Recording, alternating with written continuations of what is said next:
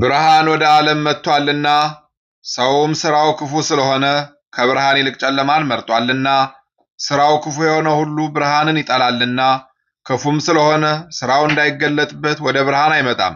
እውነትን የሚሠራ ግን ሥራው ይገለጥ ዘንድ ወደ ብርሃን ይመጣል። ስለ እግዚአብሔር ብሎ ይሠራልና።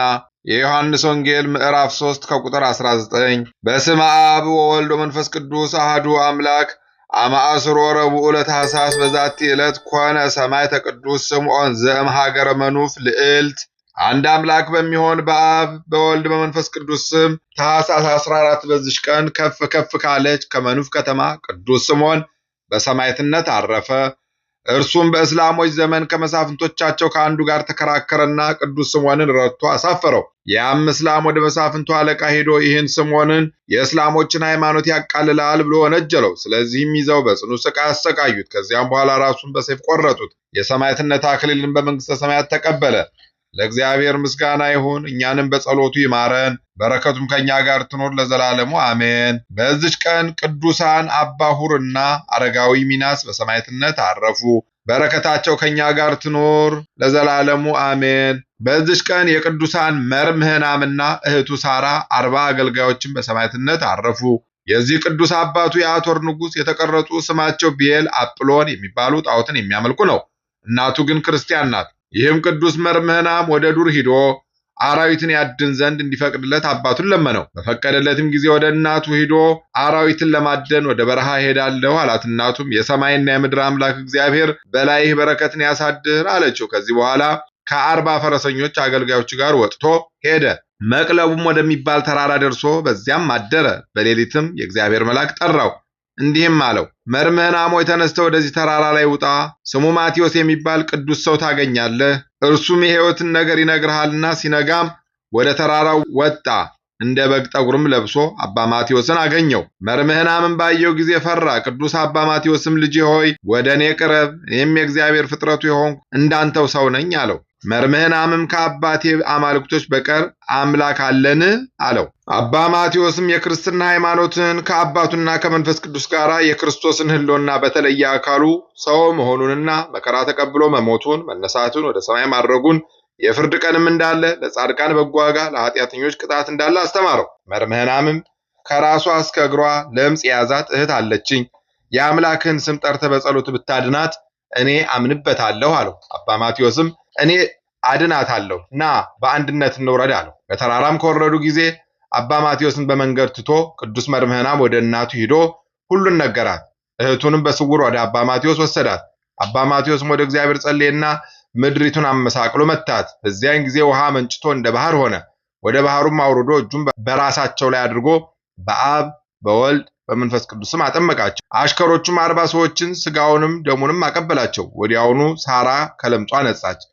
ከዚህ በኋላ አባ ማቴዎስ ስለከበረ ስሙ በላያቸው የሚመጣውን መከራ በሚቀበሉ ጊዜ ክብር ይግባውና ጌታችን መድኃኒታችን ኢየሱስ ክርስቶስን በማመን እንዲጸኑ መከራውን ከዚህም በኋላ በላያቸው ጸለየና በፍቅር አንድነት አሰናበታቸው። ቅዱስ መርምህናምን በመጣ ጊዜ ወደ እናቱ ቤት ገባ። ወደ አባቱም ወደ አማልክቶቹም አልሄደም። አባቱም ሰምቶ ተቆጣ። ወደ አማልክቶቹም ቤት እንዲጠሩት አዘዘ። ቅዱስ መርምህናም ግን ከእህቱና ከሰራዊቱ ጋር ስሟ ቅሳር ወደምትባል ተራራ ሄዶ በላይ ወጥቶ በዚያ ተቀመጠ። አባቱም በሰማ ጊዜ ከልብሰ መንግስትና ከዘውድ ጋር መኳንንቱን የመንግስቴን ስልጣን ተረከብ ብሎሃል እንዲሉት ላካቸው። እርሱ ግን በቁጣ ተመለከታቸውና እኔ ክብር ይግባውና የጌታዬ የኢየሱስ ክርስቶስን ፈጽሞ የማይጠፋ መንግስት ሻለሁ አላቸው። የአቶር ንጉሥ አባቱም በዚያን ጊዜ ተቆጣ።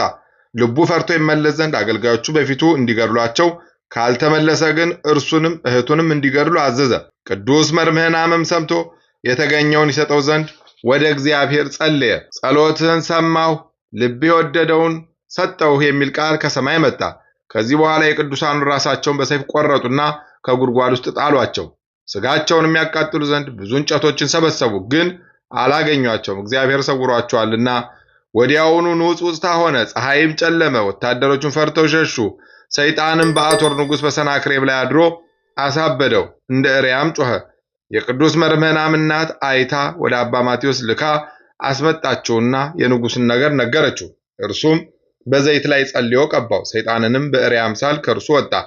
በዚያን ጊዜ ንጉሥ ክብር ይግባውና በጌታችን በኢየሱስ ክርስቶስ አመነ። ከቤተሰቦቹና ከሚገዛው አገር ካሉ ሰዎች ሁሉ ጋር ተጠመቀ። ከዚህም በኋላ አምላክን በወለደች በእመቤታችን በቅድስት ድንግል ማርያም ስም ቤተክርስቲያን እንዲሰሩ፣ ገንዘቡን ለድሆች ለችግረኞች እንዲበትኑ አዘዘ።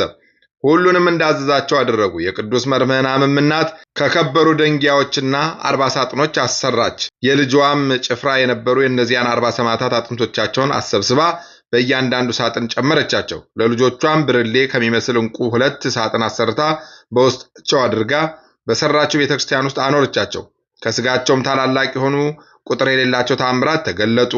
ለእግዚአብሔር ምስጋና ይሁን። እኛንም በቅዱሳን ሰማዕታት ጸሎት ይማረን፣ በረከታቸውም ከኛ ጋር ትኖር ለዘላለሙ አሜን። በዚህች ዕለት ዳግመኛ ከቅዱስ መርምህናም አባት ከአቶር ንጉሥ ከሰናክሬም ሰራዊት የ17,000 ሰማዕታት መታሰቢያቸው ሆነ። ይህም እንዲህ ነው። የአቶር ንጉሥ ሰናክሬም ከሞተ በኋላ መንግስቱን መጠበቅና ማዘዝን የማይችል ታናሽ ብላቴና ልጁ በእርሱ ፋንታ ነገሰ። ግን እናቱ ስለ እርሱ ሹሞችን ታዛቸዋለች፣ እነርሱም ይታዘዙላት ነበረ። ከለዳዊው ንጉሥም ይህን በሰማ ጊዜ የአቶርን መንግስት ለመውሰድ ስለዚህ ሰራዊቱን ሰብስቦ ለመዋጋት መጣ። የሰናክሬም አሽከሮችና መቃብሩን ጠባቂዎች የሆኑ የቅዱስ መርምህናም አሽከሮችም ሊከላከሉ ወጡ። የከለዳውያንም ንጉሥ አሸንፎ ከተማይቱን ከፍቶ ገባ። ብላቴናውንም ንጉሥ ይዞ ከእናቱ ጋር ገደለው። ከዚህ በኋላ የአቶር አገር ሰዎች ተገዙለት፣ በላያቸውም ነግሶ መንግስትን ያዘ። ከጥቂት ቀኖችም በኋላ የአቶርን አገር ሰዎች ሰብስቦ ስለ ሃይማኖቱ ጠየቃቸው። እነርሱም ክርስቲያን ነን አሉት። እርሱም ለጣዖት እንዲሰግዱ አዘዛቸው። ከእነርሱም ውስጥ ሃይማኖታቸውን ለውጠው ለጣዖት የሰገዱ አሉ። የቅዱስ መርምህናም የአባቱ አገልጋዮች መጥተው እንዲህ አሉት፣ እኛ የክርስቶስ አገልጋዮች ይሆን በግልጥ ክርስቲያኖች ነን። ጌታችን ያስተማረንን ሃይማኖታችንን አንክድም። በእኛ ላይ የፈለግከውን አድርግ አሉት። በዚያን ጊዜ ተቆጣ፣ ይገድሏቸው ዘንድ አዘዘ። ቁጥራቸው 170,000 ሆነ። እነርሱም የቅዱስ መርምህናም ማህበር ተብለው ተጠሩ። ለእግዚአብሔር ምስጋና ይሁን፣ በረከታቸው ከኛ ጋር ትኑር ለዘላለሙ አሜን። በዚች ቀን የቅዱስ አባት የእስክንድርያው ሊቀ ጳጳሳት አባ ገብረ ክርስቶስ አረፈ። እርሱም ለአባቶች ሊቃነ ጳጳሳት 66ኛ ነው። በዚህ አባት ዘመን ብዙዎች አስደናቂዎች ታምራት ተደረጉ። እነሆ እንዱሉስ በሚባል አገር በእመቤታችን በቅድስት ድንግል ማርያም ስም የተሰራች አንዲት ቤተክርስቲያን እንዳለች፣ በደጃፏም የደረቀች የወይራ እንጨት እንዳለች፣ በእመቤታችን በበዓሏ ቀን እንደምትለመልም እንደምታብብ ብዙ እንደምታፈራ በዓሉም ከተፈጸመ በኋላ ተመልሳ እንደምትደርቅ እንደ ቀድሞም እንደምትሆን ሰማ። ስለዚህም ይህን ተአምር ይገልጥለት ዘንድ ወደ እግዚአብሔር ለመነ። በዚያችን በእመቤታችን በዓል ዕለት ከእግዚአብሔር የታዘዘ መልአክ ነጥቆ ወደዚያች ቤተክርስቲያን አደረሰው። ያችንም እንጨት ደረቁና አያት። ያን ጊዜም ለመለመች፣ አበበች፣ ብዙ አፈራች። ከበዓሉ ፍጻሜ በኋላም ወደ ደረቅነቷ ተመለሰች። ይህንንም ለሕዝቡ ቢነግራቸው እነርሱም ተጠራጠሩ። ከጥቂት ቀኖችም በኋላ በዚያች እንዱሊስ በምትባል አገር ስሙ ዮሐንስ የሚባል መኮንን መጣ። ሊቀ ጳጳሳቱም አባ ገብረ ክርስቶስን ከካህናቱ ከሕዝቡ ሁሉ ፊት እንዲህ ብሎ ጠየቀው። እንዱሊስ በሚባል አገር በእመቤታችን በቅድስት ድንግል ማርያም ቤተክርስቲያን ደጃፍ የደረቀች ዘይት እንጨት እንዳለች፣ በእመቤታችን የበዓል ቀን እንደምትለመልም እንደምታፈራ የሰማነው እውነት ነውን? አሉት። ያ መኮንንም እንዲህ ብሎ መለሰ። አባቴ ሆይ እውነት ነው። እኔ በዚያ ነበርኩ። በእመቤታችን በቅድስት ድንግል ማርያም በዓል ቀን በፊት ደረቅ እንደሆነች አየኋት። በእመቤታችን በዓል ቀን ፀሐይ በወጣ ጊዜ ያች እንጨት ለመለመች፣ አበባም መጠን የሌለው ብዙ ፍሬን አፈራች። ሕዝቡም ሁሉ በግልጽ ያዩዋታል።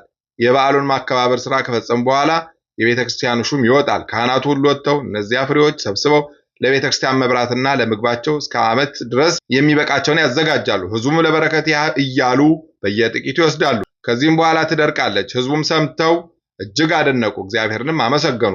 እመቤታችን ቅድስት ድንግል ማርያምንም አመሰገኗት። በዚህ አባት ዘመን ስሙ ቆሪል የሚባል አንድ ሰው ወደ ኢትዮጵያ ሀገር ሂዶ በሐሰት ራሱን ጳጳስ አደረገ። ለግብፅ ንጉሥም ብዙ ገንዘብ ላከለትና እንዲህ አለው፣ ባለሁበት በኢትዮጵያ ሀገር የጵጵስና ሹመት እንዲሾመኝና የሹመት ደብዳቤ እንዲልክልኝ ሊቀ ጳጳሳት አባ ገብረ ክርስቶስን እዘዘው። እኔም እጅ መንሻህን በየዓመቱ ብዙ ወርቅ እልክልሃለሁ አለው። ንጉሡም ሊቀ ጳጳሳቱን ጠርቶ እንዲህ አለው፣ ቆሪልን ባለበት በኢትዮጵያ ሀገር ጵጵስና ሹመውና የሹመቱን ደብዳቤ ላክለት። ሊቀ ጳጳሳቱም ወደዚህ ሰውዬ ሳይቀርብ ይህ ሊሆን አይገባውም ብሎ ለንጉሡ መለሰለት። ንጉሡም እኔ እንዳዘዝኩህ አድርግ አለው። እርሱም ፈቃድ ይሁን ብሎ ወጣ።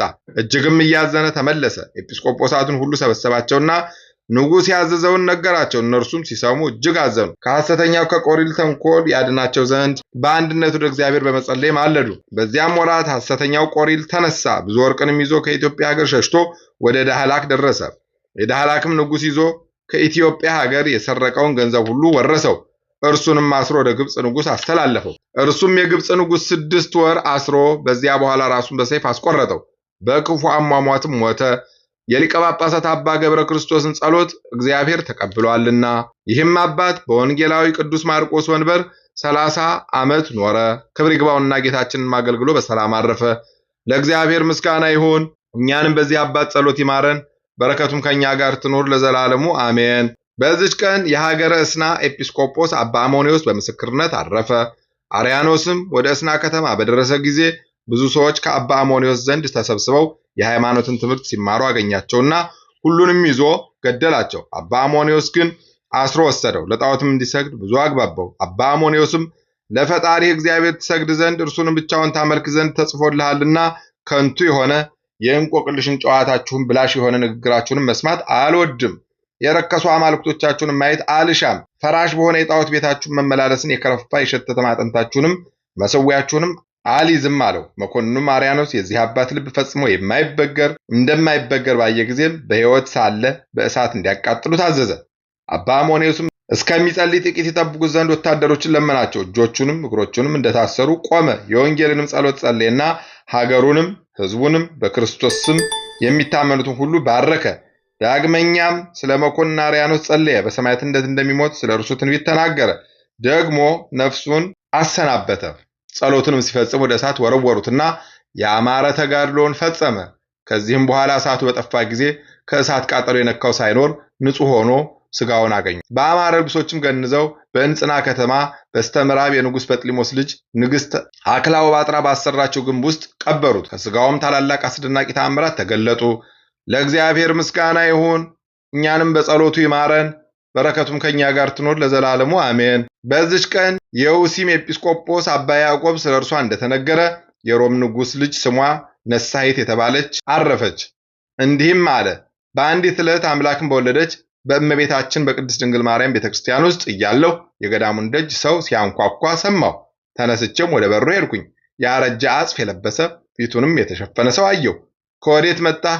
ወዴት ትሄዳለህ? አልኩት። ከአባ መቃርዮስ ገዳም መጣሁ። በዚች ሌሊት በዚህ ገዳም አድሬ ቁርባንን መቀበል እሻለሁ አለኝ። ያን ጊዜ ቀዳሚት ሰንበት ነበረች። እኔም ፊትህን ካላሳየኸኝ አልከፍትልህም አልኩት። እርሱም ፊቴን ማየት አትሻ፣ ፊቴ በኃጢአት የጨለመ ነውና ፊቴን ለሚያይ የከፋች ሥራዬን ትታየዋለች አለ። ወደ ዱር ሊመለስ ወደደ። እኔም ተርቦ ወይም ተጠምቶ እንደሆነ ብዬ በልቤ አሰብኩ። ስለዚህም ከፈትኩለትና ወደ ማደሪያ ያስገባሁት፣ መብልን አመጣሁለት። እርሱም ከነገ ከቁርባን በኋላ በቀር እኔ አልበላም በማለት እምቢ አለኝ። ከዚህም በኋላ ወደ ቤተ ክርስቲያን ገባና በጨለማ ቦታ ቆመ። ከዚያ ያሉ መነኮሳት እስካደነቁ ድረስ የዳዊትን መዝሙር ሲያነብ ድምፁን እንደ መላእክት ድምፅ ሆነ ሰማሁት። በነጋ ጊዜም በእግሮቹም ላይ ተቀመጠ። ምን ማንበብ አልሻም። እኛ ግን ይጸልይልን ዘንድ ልንለምነው ቀረብን። እርሱም አባቶቼ ሆይ በበደሌ ብዛት ፊቴን ያጨለምኩ ስሆን ስለ እናንተ እንዴት ጸልያለሁ አለን። ቁርባንን በምናሳርግ ጊዜ በእግሩ ቆሞ የጳውሎስን መልእክት፣ የሐዋርያትን መልእክት፣ የሐዋርያትን ሥራ ማንበብ ጀመረ። በአራተኛው ጊዜ በመሠዊያው ፊት ቆሞ የዮሐንስን ወንጌል ማንበብ ጀመረ። በፊቱም ላይ የተከናነበውን ልብስ አስወገደ። ከፊቱም ብርሃን ገናናነት የተነሳ ሊያዩት አልተቻላቸውም። እኛ ቁርባንን ከተቀበልን በኋላ ቆረበ። ከነገሥታት ልጆች ወገንም እንደሆነ ተጠራጠርን። መብልንም ባቀረብንለት ጊዜ ከኛ አልተቀበልም። ነገር ግን ሰይጣን በእነርሱ ከሚያስትባቸው ሴቶችን ከማየት እንርቅ ዘንድ መከረን። ሮማዊ የሆነ አንድ ደግ ጻድቅ አረጋዊ መነኩሴ ነበረ።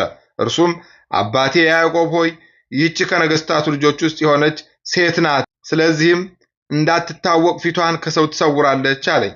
ከዚህም በኋላ ሥራዋን ከእኔ ሳትሰውር እንድትነግረኝ በክርስቶስ ስም አምላት ዘንድ ወደ እርሷ ሄድኩኝ፣ ግን አላገኘኋትም። ከ5 ወርም በኋላ ከንጉሥ አባቷ ዘንድ የተላኩ ብዙ ሰዎች እርሷን እየፈለጉ መጡ። እነርሱም ቤተሰቦቿ ከተኙ በኋላ በሌሊት እንደወጣች፣ እነርሱም እርሷን ሲፈልጉ 12 ዓመት እንደሆናቸው ሥራዋን ነገሩን። ከዚህም በኋላ መጻተኞች ሰዎች በዚች ቀን እንዳረፈች ነገሩን። ለእግዚአብሔር ምስጋና ይሁን፣ እኛንም በጸሎቷ ይማረን፣ በረከቷም ከኛ ጋር ይኖር ለዘላለሙ አሜን። በዚች ዕለት መድኃኒታችን በዓለም ውስጥ ብርሃንን ገለጠ። እርሱም የታሰሩትን ይፈታ ዘንድ በበደል ምክንያት የመጣውን ጨለማ ያርቅ ዘንድ ወደ ዓለም የመጣ ብርሃን እንደመሆኑ ለእርሱም ክብር ምስጋና ይሁን ለዘላለሙ አሜን። አንድ አምላክ በሚሆን በአብ በወልድ በመንፈስ ቅዱስ ስም ታኅሳስ 15 በዚች ቀን ያለ ደም መፍሰስ ሰማዕት የሆነ የአርማንያ ሊቀ ጳጳሳት ቅዱስ ጎርጎርዮስ አረፈ። ምስጋና ይሁን ለአብ ለወልድ ለመንፈስ ቅዱስ አንድ አምላክ በሚሆን ዛሬም ዘወትርም ለዘላለሙ አሜን። በታኅሳስ 14 ቀን የሚከበሩ ዓመታዊ ቅዱሳን በዓላት ዕለተ ብርሃን ቅዱስ መርምህናምና እህቱ ሳራ፣ 40 ሰማዕታት የቅዱሱ ተከታዮች፣ 170,000 ሰማዕታት የቅዱሱ ሰራዊት፣ ቅድስት ነሳይት ቡርክት፣ ቅዱስ ስምዖን ሰማዕት፣ ቅዱስ አሞኒዮስ ሰማዕት፣ አባ ገብረ ክርስቶስ ሊቀ ጳጳሳት። ወርሃዊ በዓላት አቡነ አረጋዊ ዘሚካኤል፣ አባ ስምዖን ገዳማዊ፣ አባ ዮሐንስ ጻድቅ፣ ቅዱስ ፊልጶስ ሐዋርያ ከ72ቱ አርድእት፣ ቅዱስ ገብረ ክርስቶስ መራዊ፣ ቅዱስ ሙሴ መራዊ። ብርሃን ወደ ዓለም መጥቷልና ሰውም ሥራውን ክፉ ስለሆነ ከብርሃን ይልቅ ጨለማን መርጧልና ሥራውም ክፉ የሆነ ሁሉ ብርሃንን ይጠላልና ክፉም ስለሆነ ሥራው እንዳይገለጥበት ወደ ብርሃን አይመጣም። እውነትን የሚሠራ ግን ሥራው ይገለጥ ዘንድ ወደ ብርሃን ይመጣል። ስለ እግዚአብሔር ብሎ ይሠራልና። የዮሐንስ ወንጌል ምዕራፍ 3 ከቁጥር 19። የሰማነውን በልቦናችን ያሳድርብን። ከቅዱሳን አባቶቻችን እናቶቻችን በረከት ረድኤት ያሳትፈን። ክፉን ያርቅልን፣ በጎን ያቅርብልን፣ የተሻለውን ነገር በቸርነቱ ይስጠን። ወርሃ ጾሙን በሰላም እንዳስጀመረ በሰላም ያስፈጽመን። ረድኤት በረከቱን ያርቅብን። ነፍሳተ ሙታንን ይማርልን፣ ሕያዋንን ይጠብቅልን። ሕፃናቱን አሳድጎ ለቁም ነገር ያብቃልን። ይቅርታውን ቸርነቱን ያርቅብን። ጸሎታችን ልመናችን ይቀበለን። በጸሎታችሁ አስቡን አትርሱን ያሉትን በያሉበት ያስብልን። አቡነ ዘበሰማያት ይትቀደስ ስምከ ትምጻእ መንግሥትከ ወይኩን ፈቃድከ በከመ በሰማይ ኢየሱስ ክርስቶስ ከመ ይስረይ ለነ ኃጣውኢነ ተማኅፀነ ብከ ኃይለ እግዚአብሔር አብይ ኦ እግዚእ ኢየሱስ ክርስቶስ ስረይ ኃጢአቴ ወኃጢአተ ኩሉ ሕዝብከ እማእሰረ ኃጢአት። እግዚአብሔር ይፍታ፣ እግዚአብሔር ይባርክ። ሰላም ያሳደረ ሰላም ያዋለን፣ ሰላም ያዋለ ሰላም ያሳድረን። ይቆየን።